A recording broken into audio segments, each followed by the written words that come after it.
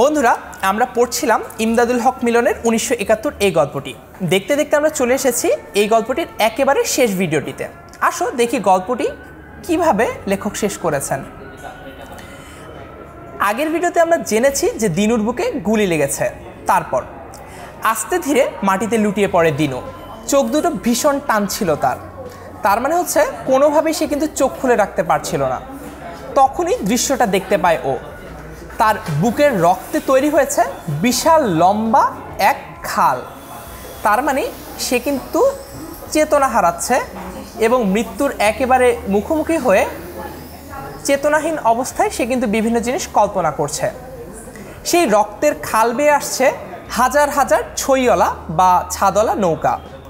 প্রথম নৌকায় আছে সুবলরা, সুবলের বুড়ি দিদিমা বসে আছেন ছইয়ের ভেতর। তার পেছনের নৌকায় খোকনরা। প্রতিটি নৌকা থেকে ভেসে আসছে উল্লাসের শব্দ বা খুশির শব্দ। দেখে দিনুর যে কি খুশি, সবাই ফিরে আসছে। তাহলে এই কি স্বাধীনতা সুবলের দিদিমা যার কথা বলেছিলেন?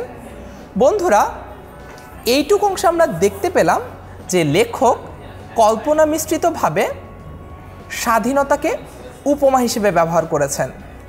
লেখক দেখিয়েছেন কিভাবে রক্তের বিনিময়ে আমরা আমাদের স্বাধীনতা অর্জন করেছি। যেহেতু দিনু মনে করে এই যে সুবলরা খোকনরা যারা তাকে নিরাপদ আশ্রয়ের খোঁজে ছেড়ে গিয়েছিল শরণার্থী হতে, তারা যখন ফিরে আসবে সেই অবস্থাটাই স্বাধীনতা। তাই সে কল্পনা করে যখন দেখলো যে তারা সবাই ফিরে আসছে, সে ভাবলো তার রক্তের বিনিময়ে আসলে স্বাধীনতাটি অর্জিত হয়েছে বা তারা স্বাধীন হয়ে গেছে। স্বাধীনতার কথা ভেবে দিনুর ঠোঁটে বাংলাদেশের মানচিত্রের মতো সুন্দর এক টুকরো হাসি ফুটেছিল।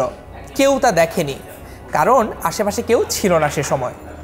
বন্ধুরা, ভিডিওগুলো দেখে নিশ্চয়ই তোমাদের কাছে পরিষ্কার যে 1971 গল্পটিতে লেখক ইমদাদুল হক মিলন তোমাদের কাছে কি বার্তা প্রেরণ করতে চেয়েছেন। তারপরেও কারো যদি কোনো প্রশ্ন বা জিজ্ঞাসা থেকে থাকে, তোমরা আমাদেরকে ভিডিওগুলোর কমেন্ট সেকশনে লিখে জানাতে পারো তোমাদের প্রশ্ন বা জিজ্ঞাসার কথা। আমরা তোমাদের সকল প্রশ্নের উত্তর নিয়ে হাজির হওয়ার চেষ্টা করব পরের ভিডিওগুলোতে। দেখা হচ্ছে পরের ভিডিওগুলোতে নতুন কোনো গল্প বা কবিতা নিয়ে।